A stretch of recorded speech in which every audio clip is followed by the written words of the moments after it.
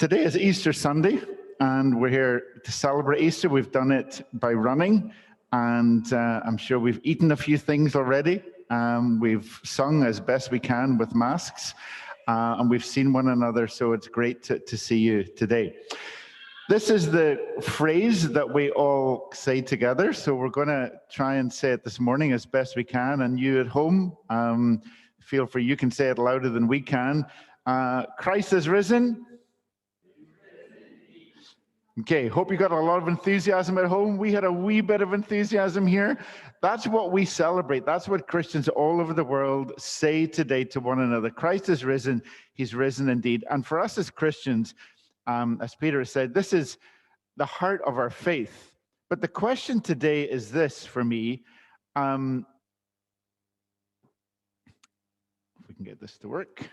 So what? It's important for us.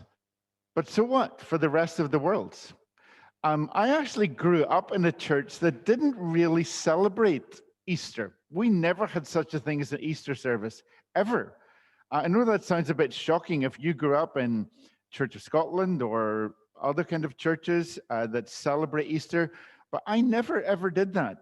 And it was almost like we were stuck in Good Friday. The church I grew up always preached about Jesus dying on the cross. But we didn't wait till Good Friday. We never had Good Friday services, Easter. We just preached that every Sunday. Every single Sunday morning, we got together to remember that Jesus died. And every Sunday evening, we told people who already knew that Jesus died. But we never, ever got beyond that. And so growing up, I look back now, I feel that my faith was not complete. So as I grew up as a little boy and then a teenager, if you'd said to me, do you believe Jesus died? I would say, yes, I do, because I've heard it since I was as old as little Finn, who's here with us this morning, and younger since I was a little boy. But if you ask the question, but do you believe Jesus is alive? I would say, yeah, I think so. But I had no idea what that meant for me. And I think that maybe people in our society today, when they know that we believe this and we hear us talk about it, they say, well, so what? What difference does it make to you to believe that and believing the other? And so I believe this is really important. During this last year, we've had 2 lockdowns. And you don't need me to remind you of this because we're well aware of it. We've read, we've seen, we've had, it's been on our TV, and we know that these areas of people's lives, which we struggle with all the time, have been accentuated, particularly over the last year. Always people will struggle with mental health, but because of COVID and all the lockdowns, this is like gone through the roof. And we've got Fraser with us this morning. I'm sure you can chat to him and he can explain to you why that's the case and how people are trying to cope with that. Addictions, things which, again, people struggle with to break free of, but during this past year, again, it's become much, much more powerful in people's lives. The regrets. Many people, we feel like we've lost a year. I know we haven't, but all the things that we would normally have done, the people that we would see, the things that are important to us, we've had to set those aside. We've had to really say, I can't do these things. And maybe there's a lot of regrets. Many people have lost loved ones and have loved ones who have been in nursing homes and have not been able to see them. Maybe some of them have passed away and you've not been able to be there for that moment. You've not been able to say words anymore that you would love to say. Personally, I haven't seen my own parents since the beginning of July last year. And there's many, many times I regret not being able to see them. And obviously the greatest example is the grief that our society and all over the world has gone through because of the loss of loved ones. And so I want to talk today about resurrection and related to these things. Now, I'm going to give you a Bible reading. I'm going to read from the Message this morning. I love this passage. It's not a traditional Easter passage. At least I've never really heard anyone use this passage and read this passage at Easter time. But as I was looking for a passage this week, this one jumped out at me for various reasons, and I want to read it to you today. So you just listen, unless you've got a copy of the Message in front of you.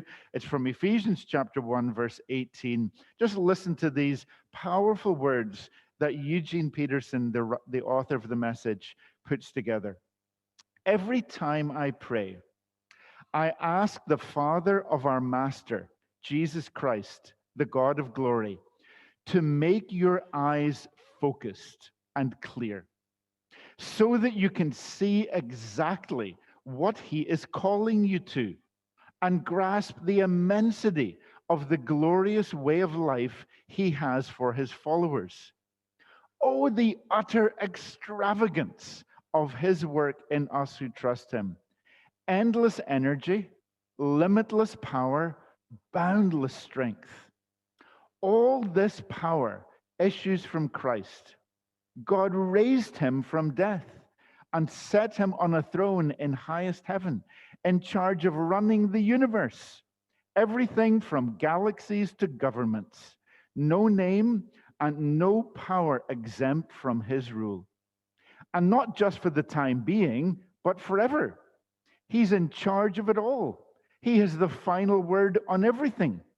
At the center of all this, Christ lives and rules through the church. The church, you see, is not peripheral to the world. It is Christ's very body in which he speaks and acts, by which he fills everything with his presence.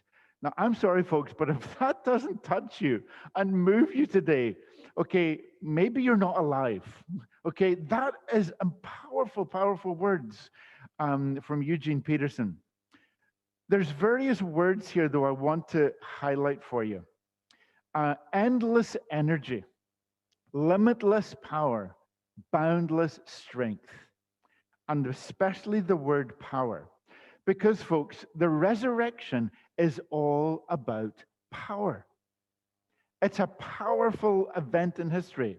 So powerful, it has changed the world and millions of people's lives. One of the greatest transformations was a man called C.S. Lewis, who was an atheist, didn't really believe any of this, was convinced that it wasn't true. But when he looked into this back in the middle of the 20th century, he became absolutely convinced that it was not only true, but it was powerful. It could actually change people's lives who believed it was true, and it changed his life. He used to do these radio broadcasts during World War II that sustained people in their faith and in their hope. People would tune in their radios. They didn't have TVs in those days. And C.S. Lewis would give a daily broadcast on the radio. And many of those broadcasts were stories about resurrection and hope for people. Resurrection is about power. Now, some of you may be looking at that word power and you say, but that's not a very good word. There's lots of examples in our world today where power is a negative thing, where people abuse power, where people seek power above all things, where people use power to put other people down. And that's true. But that is not what the Bible, the New Testament, means when it talks about power. There's three words. I'm so glad that God didn't write the Bible in English. So glad. We'd be so limited. Okay? He chose other languages to inspire people in. Three words that are used for power. We get English words from these, but here's the first one. Energeto. Energeto, I love saying that, means to energize or something that's energetic. And what the Bible means when it talks about that kind of power, it's an energy to live your life. And we're going to develop this in just a wee minute. So that's the first idea of power. It's an energy that God gives people to be able to live, to face all of these challenges that we've looked at this morning, and to conquer them and go through them. Second word, and I love this word, is the word dunamis. We get dynamic, dynamo, and dynamite from this word. And it's talking about an ability. So the word dunamis means an ability that God gives someone to do something, to change. Okay, you maybe don't feel that you can change and break free of your circumstances and conquer these negative thoughts that are filling your mind and get over all of the challenges before you. But God says, I can give you that ability. It's my dunamis, my dynamite, my dynamo inside you to change the situation. And we'll look at that. By the way, dunamis also has a verb, and the verb means basically to be able to do something. So God is saying, you can with my help. And thirdly, there's the word exousia. We get various words, particularly execute, not in a negative sense. I don't mean killing people. I mean to execute a command. You're given a command to go and do something, and you execute that. You do what you're told to do. And it's the idea of authority. So if you think of that, it's very different than many times the word power, what it means for us today. You see, when we think about Good Friday and Easter Sunday, which we've just recognized and celebrated, here's the difference. And some of these statements might disturb you or shock you a little bit, but I believe they're true. It was Sunday, not Friday, which changed the lives of the first Christians. If you look at the description of those first Christians on Good Friday and right afterwards, they were defeated, they were demoralized, they were afraid, they ran away, they hid in their homes. They were not changed, at least initially, by what took place on the Friday. They didn't get it. They felt it was over. But Sunday changed their lives. Secondly, Sunday helped them to make sense of Friday. Peter said this morning that the first Christians were bewildered and confused. But when Sunday happened, and when they saw Jesus, not just saw the empty tomb, but actually saw Jesus, on one occasion, two men walked with him, that helped them to make sense. The two guys who went for a walk with Jesus, he starts to explain to them, and it says their eyes were opened, and then they understood what Friday really meant. Friday showed them love, showed them the powerful love of God for the whole world. Saturday forced them to have faith. Okay, what's going to happen next? I better trust that something good's going to come out of this.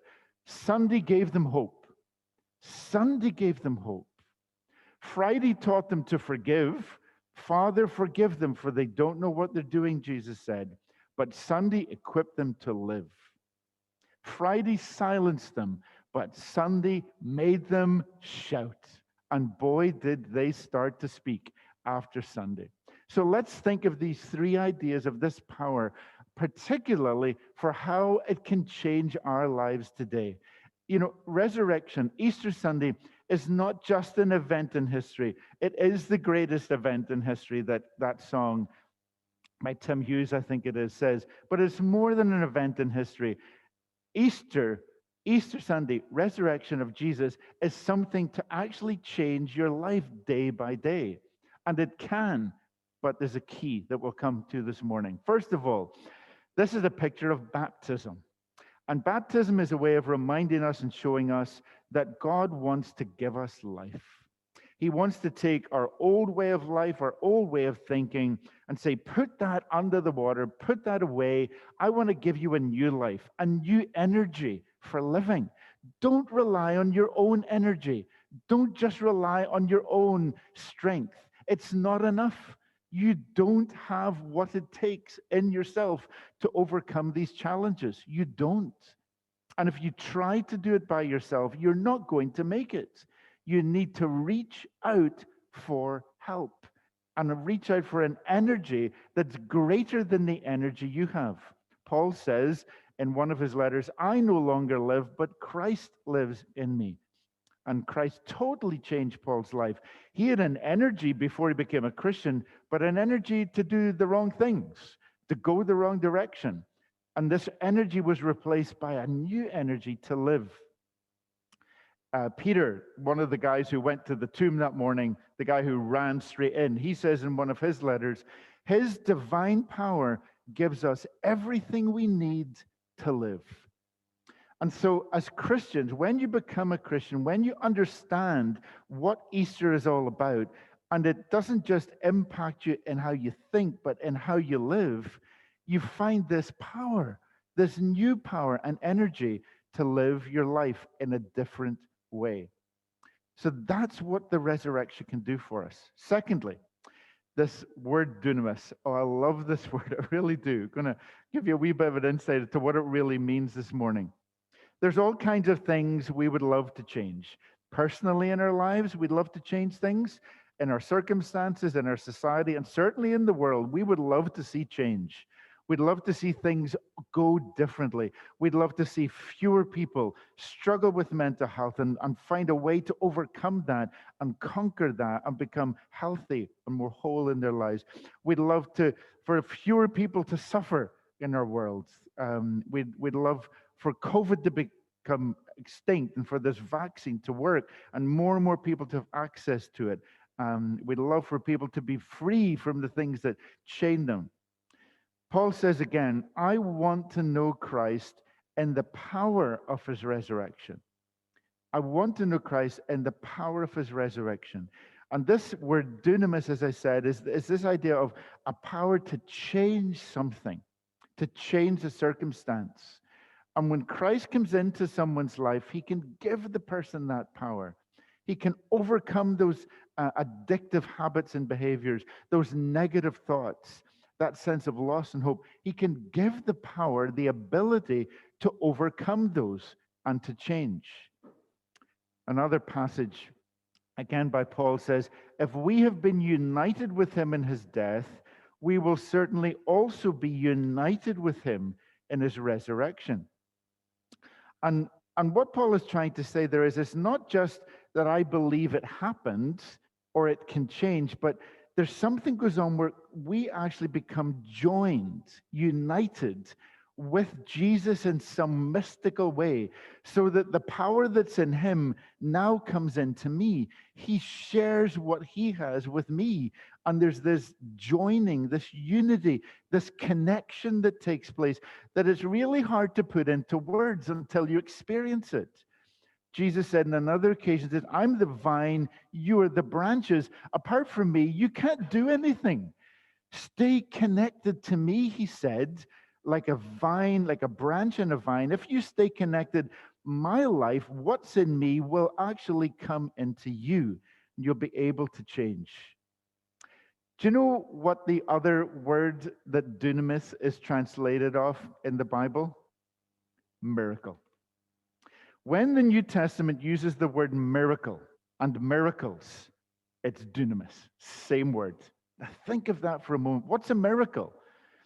A miracle is where something looks like it can't change. It's hopeless. You can't change that situation in that person's life, in that society, in that country. It just won't change. It's impossible.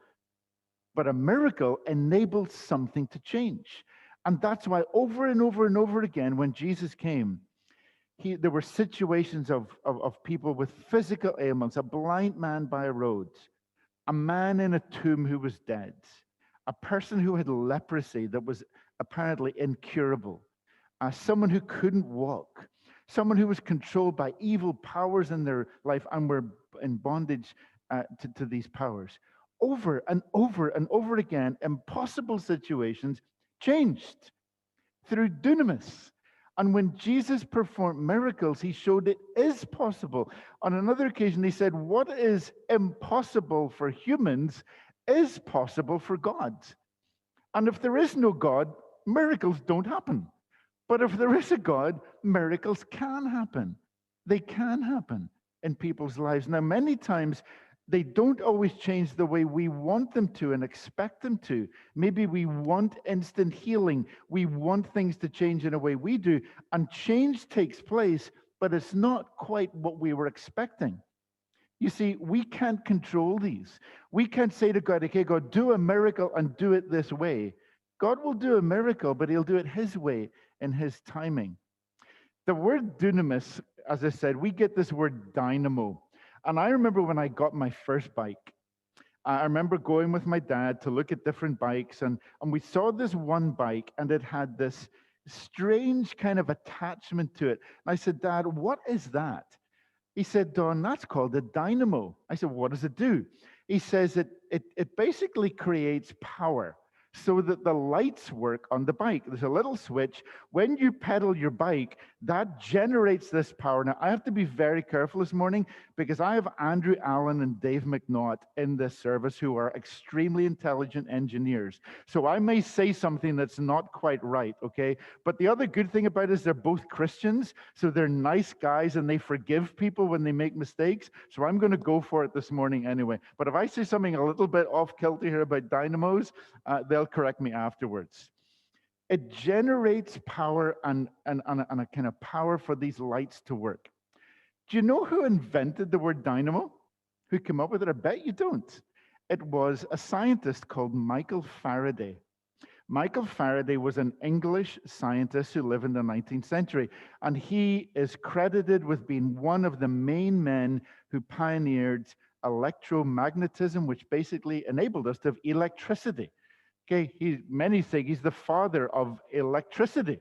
And Michael Faraday was a committed Christian. He was very, very committed to his faith. He was an elder in his church. Near the end of his life, he was offered a knighthood for all of his discoveries in science to enable us to have electricity in our streets and eventually in our homes. And he turned it down. He said, I don't want it. I want to die as simply as Michael Faraday, the man who made a difference in people's lives. He didn't want accolades. He didn't want titles. And he did that because of his faith. He came up with this word, dynamo. He was the first person in the English language to use it. And it's this idea of this object, this thing can change something to make light come about in my bike. And it worked. I would be pedaling down the street and turn my light on, even in the daytime, to make sure it worked. That's a dynamo. That's a dynamic. That's what God is trying to say. What happens in our lives when we allow Jesus, the risen Jesus, to come inside us. He transforms us and gives you an ability to do things you otherwise couldn't do. Finally today, exousia, authority. Oh my goodness. I mean, when we look at our world and our society, not just in this last year, but all the time, when it's been mentioned by Stuart in his prayers this morning, it seems that there's so many situations which we wish were different.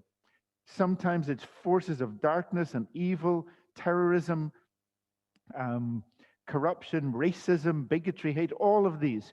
And we just want to change our world. This is the other idea behind power. We have the authority as Christians over the forces that try to destroy our lives and destroy our worlds. Paul says again, through the resurrection, through it, Jesus Christ has gone into heaven. He's at God's right hand with angels, authorities, and powers subject to him. That's what we believe. But we say, well, why doesn't that then happen? Why don't we see more of that? Why don't we see more situations change? If Jesus really is controlling the galaxies and the governments, why don't we see it happen? We'll come to that before I close. But that's what the Bible says has happened. There's this great phrase at the end of Corinthians where Paul says, "O grave, where is your victory? O death, where is your sting?" The forces that try to destroy us and even kill us cannot do that. And the first Christians, because they believed this, they went out and they transformed the world, even when the world threatened to kill them. They literally marched to their death. You know, one of the first Christians was a great leader of the church, and he was arrested in Palestine, and they marched him the whole way to Rome, and they marched him through modern-day Turkey, and everywhere he went, every town that he went to, Christians would come, and they'd be applauding this guy, and he was going to die. And he'd say, don't worry about me. Don't mourn for me. And he wrote these letters. We have about 7 of them today, called the Letters of Ignatius. And he said, don't mourn for me. Don't worry about me. Don't give up your faith. Be strong, because Jesus is alive. And he says, they may kill me. And he talked about the beasts who are going to kill him. But he says, they can't destroy me. I will live forever. They cannot take away my faith. They might kill my body, he said, but they can't take away my faith. They cannot have victory over me. And that's what those first Christians believed. But what's the key as we conclude this morning? What's the key in all this? Getting back to my so what? Faith is the key. Faith is the key. Otherwise, these things are meaningless. They are just wishful thinking. They're just good ideas, unless you believe that they're true. And that's the key. If you believe they're true, then they will change your life. There's many words that we use to try to understand faith, but here's one we don't use so often: to reckon. It's used in the Bible, particularly Romans. Paul says, if this is true, then reckon it to be true for you. If Jesus really is alive, then you reckon it to be true today and tomorrow. What does this really mean? This is what it means. If Jesus really did die on Good Friday to forgive and deal with the sins of the world, if you believe that, if you truly believe that, live like you've been forgiven. Stop carrying guilt around with you. Stop letting those negative, destructive thoughts and reminding you of what you're not and what you can't do control you. If you believe that he dealt with that, then live as though you've been forgiven, and also live like you can forgive others. Okay? Don't let it happen. There's the key of faith. Faith is not just, I believe he did it and he said it, but faith is, I'm going to live as though it's true. Secondly, on Saturday, what happened on Saturday? The forgotten day of Easter. Two main things. Jesus was buried in a tomb. But wasn't just Jesus that was buried in the tomb. It was all of your failures and my failures. All of your sins. All of your regrets. Everything about your life that you wish wasn't there was buried in a tomb. So why do we keep digging it up again? Why do we keep reminding ourselves of it again? Why do we allow other people to remind us about it again? Why do we drag it out of the tomb again? It's in the tomb. Leave it in the tomb. God says it's in the tomb. He carried everything about us that we don't like into that tomb. But we want to bring it back out. The other thing he did was, and this is really quite mysterious, even a bit weird, we can't quite get our heads around this. It said he didn't just die, but he went and preached to the spirits of everyone who had ever died, announcing that he had won the victory. I will never get my head around that, so don't ask me to explain it. But he says he did it. In other words, he conquered, and he announced his victory on the Saturday. If that's true, then live like you're free. Live like you're free. If you're free and you believe he did it for you and he took you into that tomb, okay, then live like the old Dawn is there and isn't around anymore. And finally, or Easter Sunday, if you truly believe that on that day Jesus Christ came out of that tomb and rose again and ate breakfast with his disciples and walked on a road to Emmaus and appeared to 500 people and changed people's lives, if you believe that for the last 2,000 years, billions and billions of people have been changed, and they have, hundreds of thousands of people every single day are changed by believing this, then let's live like we'll never die. COVID may take our lives, but COVID can never take your true life from you. And for those of you who have lost loved ones in this last year, and your heart is still breaking that they're no longer around, remember this, please, on Easter Sunday. They are not dead. They are fully alive. They're just as alive as they were when you touched them and talked to them and put your arm around them. They are alive. And as Christians, we believe this. We believe it. So let's live like it's true. And so this is Easter Sunday. The final thing I just want to say to you is this. It's not the end. There's an anchor. There's something that will help us in our lives. It says, we believe that Jesus rose again, so we also believe that God will bring with Jesus those who have fallen asleep in him. What a beautiful phrase. Where are your loved ones now? Where are my loved ones? Where's my uncle? Where's my aunt? Where's my grandfather that helped me to become a Christian? He's asleep, but he's at peace.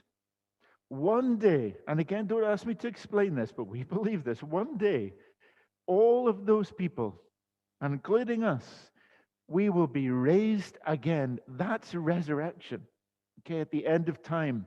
And we will be with them. And we will be more alive than we've ever been alive before. We will see them. We will talk to them. We'll walk with them. We'll touch them. And we'll be alive.